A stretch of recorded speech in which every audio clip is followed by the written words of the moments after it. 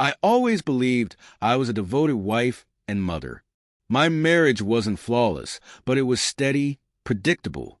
Over the years, my husband and I had settled into a routine of polite indifference.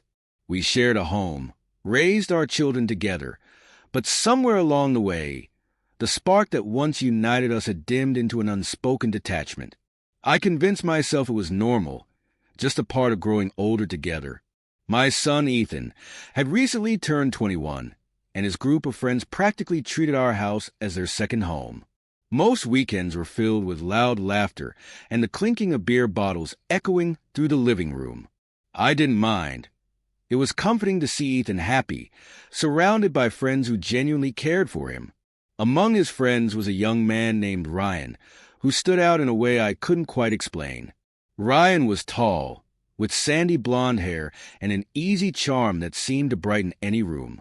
He was always polite and respectful, yet there was a quiet confidence about him that drew my attention in ways it probably shouldn't have. At 24, he was barely older than Ethan, but there was something magnetic about him.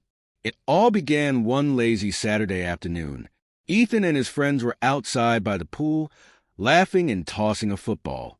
I was in the kitchen, preparing snacks, when Ryan walked in, dripping wet and shirtless. "Mrs. Carter," he said, flashing me his disarming smile. "Need any help?" I waved him off, focusing on the platter of sandwiches I was arranging. "No, thank you, Ryan. You should go back and have fun." But he didn't leave. Instead, he leaned against the counter, watching me with an intensity that made my pulse quicken. "You always take such good care of everyone," he said softly. "You deserve to relax too." His words caught me off guard, and for a moment, I forgot how to respond. It wasn't just what he said, it was how he said it. His voice was low, sincere, as though he saw something in me that I hadn't noticed in years. I brushed it off with a nervous laugh. "That's just what moms do," I replied, keeping the tone light. But the way he looked at me made it impossible to ignore the unspoken tension hanging in the air. Over the following weeks, I found myself noticing Ryan more and more. The way his laughter filled the room, the way he always found a reason to linger in the kitchen when I was there. I told myself it was harmless, a silly crush I would never act on.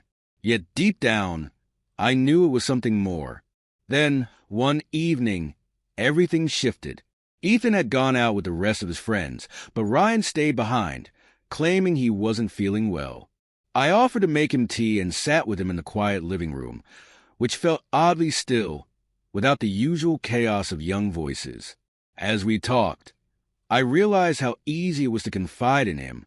He listened in a way my husband hadn't in years, his gaze unwavering. I shared my frustrations, my fears, the loneliness I hadn't even admitted to myself. When I finished, he reached out and took my hand. "You're amazing, Mrs. Carter," he murmured, his voice barely audible. "You deserve to feel alive." Before I could reply, he leaned in and kissed me, softly at first, then with a passion that left me breathless. Every rational thought screamed at me to stop, to pull away, but I couldn't. For the first time in years, I felt wanted, desired, alive. We pulled apart just as the front door swung open, and Ethan's voice rang out. Panic surged through me as Ryan quickly stepped back, his expression unreadable. I spent the rest of the evening in a daze, barely able to meet my son's eyes. Guilt and exhilaration wrestled inside me, each trying to claim dominance. In the days that followed, Ryan and I avoided talking about what had happened. Yet, the memory of that kiss stayed with me, a dangerous secret we both silently carried. I knew it was wrong, knew I was risking everything, but a part of me couldn't help but wonder, what if, that night, after Ryan kissed me, sleep eluded me. I lay in bed beside my husband, Steve, his snoring steady and oblivious to the emotional storm raging within me. My mind replayed the kiss over and over. The warmth of Ryan's lips, the way his hand lingered on mine, the intensity of his gaze. It had been years since I'd felt that kind of passion. I didn't know if I was more terrified of what had happened or how much I craved it again. The next day, I tried my best to avoid Ryan completely. Ethan had mentioned a group project, so I assumed Ryan wouldn't be visiting. But as if fate wanted to test my willpower, the doorbell rang late in the afternoon. My stomach churned as I opened the door to find him standing there, holding a small toolbox. Ethan said you needed help fixing the cabinet in the laundry room, Ryan said casually, though his eyes revealed a flicker of unease. He was nervous too. I hesitated for a moment before eventually stepping aside. "It's in the back," I said stiffly, leading him to the laundry room. The air between us felt thick, charged with unspoken tension. Ryan worked silently, his usual relaxed demeanor replaced by an unusual seriousness. I lingered near the doorway, torn between leaving and staying, my heart beat so loud I was sure he could hear it. When he finished, he turned to me, his expression unreadable. "Mrs. Carter, about the other night." "Ryan, we can't," I interrupted, my voice trembling.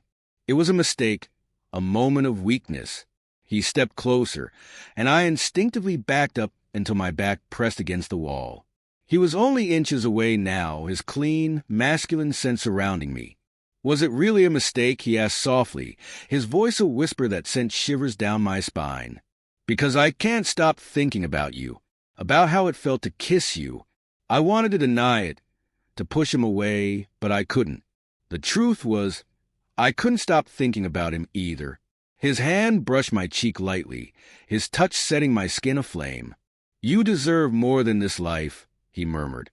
"You deserve to feel alive, to feel wanted."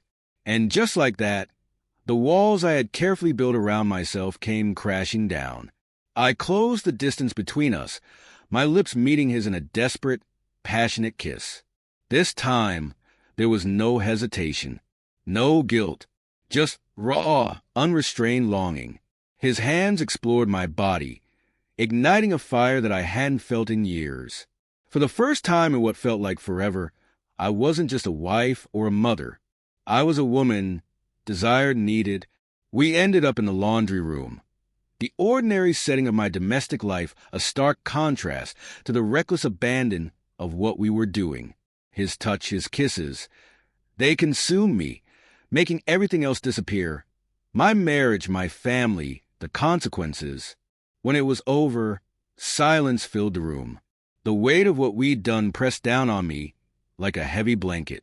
I avoided his gaze, shame creeping in to replace the fleeting euphoria I had felt just moments ago. "This can't happen again," I whispered, more to myself than to him. But even as I said the words, I knew deep down they weren't true.